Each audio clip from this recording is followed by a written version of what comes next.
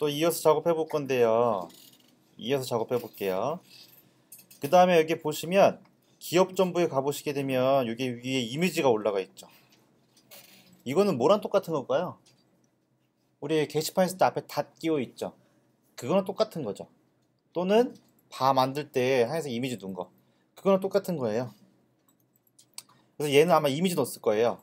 그 이미지를 넣었으면 호환성이 좋은 거고, 근데 이미지를 안 넣고 가상요소를 이용해서 작업할 수도 있죠. 가상요소, 이걸 넣지 않고 가상요소를 이용해서 작업할 수도 있어요. 그러면 우리는 가상요소를 이용해서 한번 작업해 볼까요? 가상요소 한번 해본 적이 있어요. 컨텐츠 H4한테요 비포라고 가상요소를 주는 거죠. 그래서 여기다가 컨텐츠를 넣어주고 글씨 써주면 여기에 글씨가 들어가는 거 기억나시죠? 미디어 컬 했을 때 요거, 이게 가상요소죠. 그래서 제가 H4한테 비포로 컨텐츠 DDD라고 넣어준 거예요.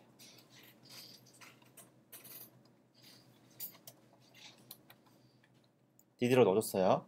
그리고 나서 확인해 보시면 DDD가 들어가죠.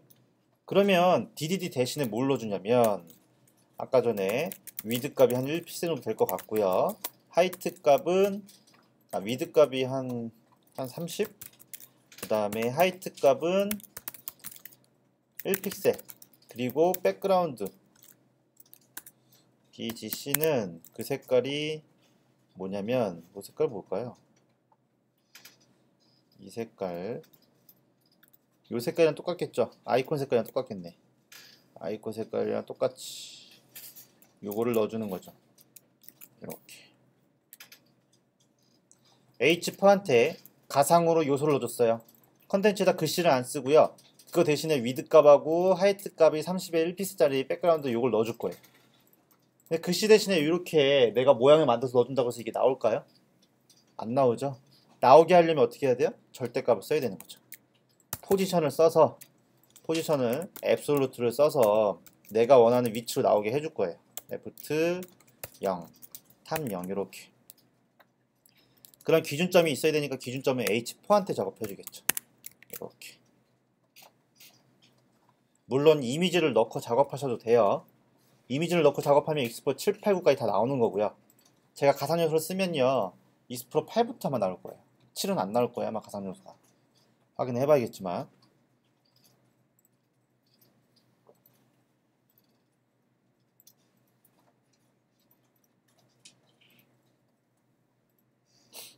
이렇게 하시게 되면 위드값 30에 하이트값 1피스짜리 박스가 하나 만들어졌을 거예요. 이렇게 하시면.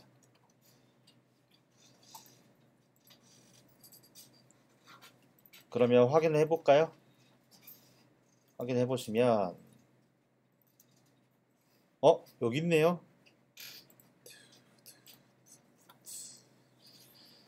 이게 왜 이렇게 위로 올라갔을까요? 네. 근데 여기서 잘못된 게 이거죠. 패딩 값이 잘못된 거죠. 패딩 값을 주니까 여기 H1 사이즈가 커져가지고 여기가 기준점이 된 거예요.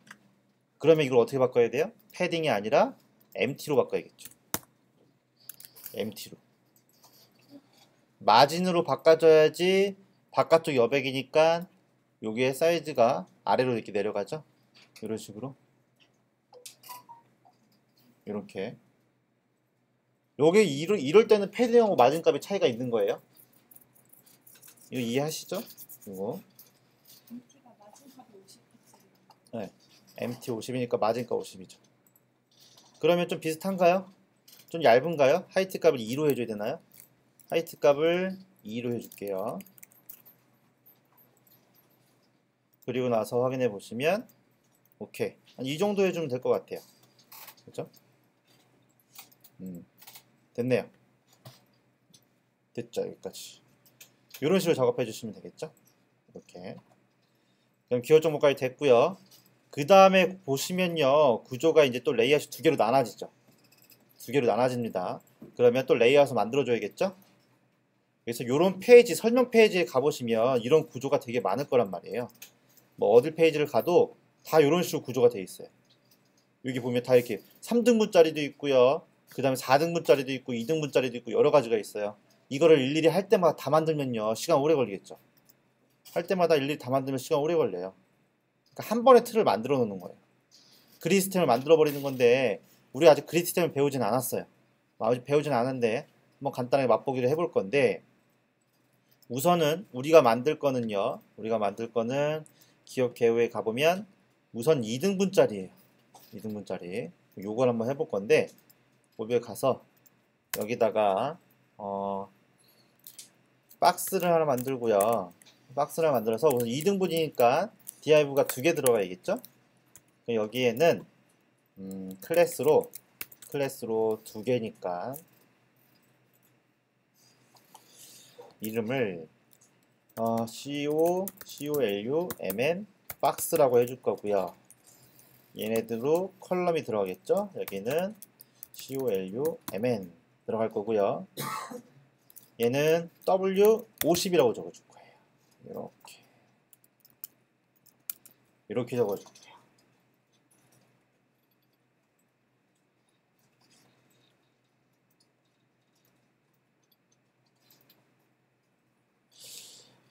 근데 이게 되려나?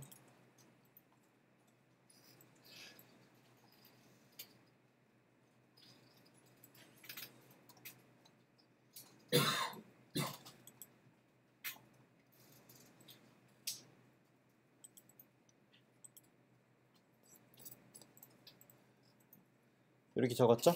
그럼 여기에 테이블 구조가 들어갈 거고, 여기에는 뭐 이미지가 들어가죠? 이렇게.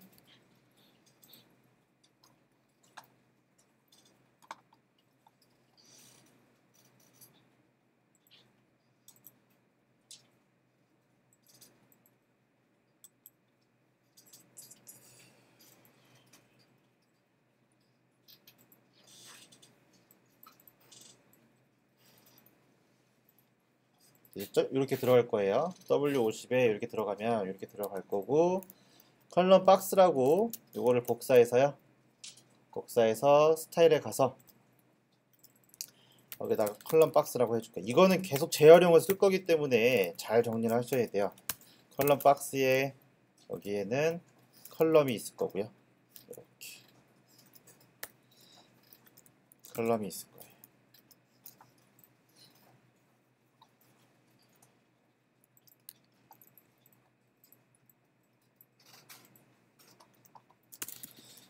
그 다음에 여기는 W50이 있을 거고요.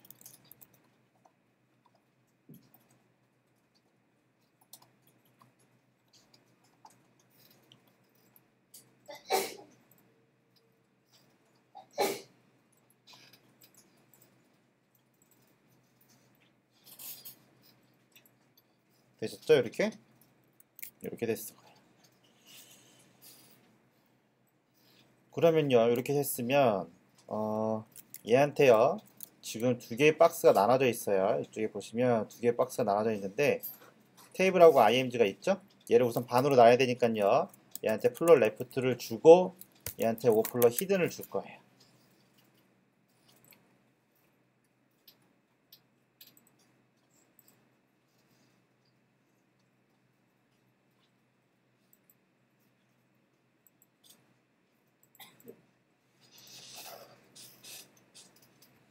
되셨죠? 그리고 나서 여기다 원래 위드 값을 적어줘야 되는데, 위드 값 반씩 나눌 거니까 위드 값 보통 여기다가 50%로 적거든요. 근데 여기 W50로 해놨죠? 따로 빼놨어요. 왜 빼놨냐면 나중에 재활용하기 위해서 빼놨는데, 위드 값 50%를 이렇게 적어줄 거예요. 그럼 컬럼에는요, 이렇게 들어가겠죠. 우선은 확인하기 위해서 백그라운드 BGC를 줘서 여기다 색깔 한번 넣어줘 볼게요. 이렇게. 원래는 다 하나로 써도 되는데 따로따로 나눈 거예요. 왜냐면 W60짜리도 있고 W40짜리도 있거든요. 그걸 감안해서 나눠준 거예요.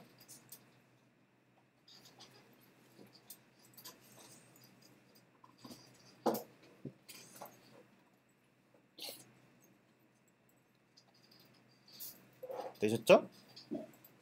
그리고 나서 확인을 해볼게요. 그리고 나서 확인해 보시면 오케이, 이렇게 들어갔어요. 하이트 값도 가상으로 좀 줄게요. 하이트 값도 가상으로 한 300 정도 줄게요. 이렇게.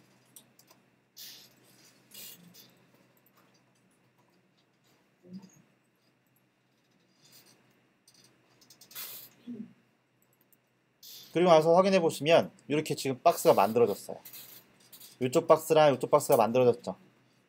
만들어졌죠? 근데 지금 보면 중요한 건 간격이 좀 필요해요. 간격. 확인해 보시면 왼쪽 박스, 오른쪽 박스 만들어졌죠. 왼쪽 박스, 오른쪽 박스 만들어졌어요. 근데 우리도 왼쪽 박스, 오른쪽 박스 만들었는데 간격이 좀 없죠. 그럼 이 상태에서 패딩 값을 준다거나 마진 값을 주면 구조는 깨지게 돼 있어요. 왜냐면 현재 우리는 딱 50% 맞게 해놨기 때문에 깨져요.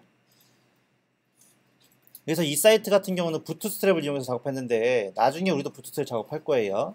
거기에 기본이 되는 작업을 우리가 지금 직접 작업하고 있는 건데 이 상태에서 다시 오버뷰 페이지를 가서 테이블 구조죠. 여기다가 다시 이제 박스를 하나 만드는 거, DI 박스를 하나 만드는 거예요. 이렇게. 실제로 코딩 여기다 하면 돼요. 그럼 오른쪽에 간격이 좀 필요하기 때문에 클래스로 여기다가 pwrite 10 정도 한번 해주는 거죠. pwrite 10 정도.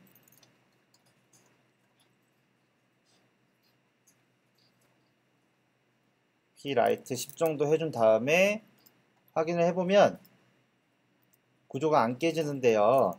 여기다 제가 글씨를 살짝 한번 넣어볼게요. 테스트로 어떻게 되나 넣어보시면 글씨를 넣어서 확인해 보면 이렇게 사이에 간격이 벌어지고요. 여기도 살짝 한번 넣어볼게요. 여기도 박스를 만들어야 되죠. 여기다가 DI 박스를 만들어서 얘한테는 클래스를 왼쪽이니까 PL10 이렇게 써준 다음에 살짝 한번 글씨를 넣어보는 거죠. 이렇게 넣어준 거예요. 그리고 한번 살짝 확인해 보면 간격이 벌어졌죠. 여기 보면 간격이 벌어졌어요. 구조도 안 깨졌어요. 이런 식으로 이게 부트스트랩 그리드 시스템이 기본적으로 이렇게 되어 있어요. 저희는 최대한 간단하게 해서 만든 거예요. 최대한 간단하게. 처음부터 부트스트랩 쓰게 되면 어렵기 때문에 기본 구조는 2단 구조로 작업하게 되면 이런 식으로 작업하게 되는 거예요. 2단 구조로 5대5 작업이라고 하면 이렇게 작업이 되는 거예요. 이렇게. 우선은 여기까지 한번 확인해 볼게요. 여기까지.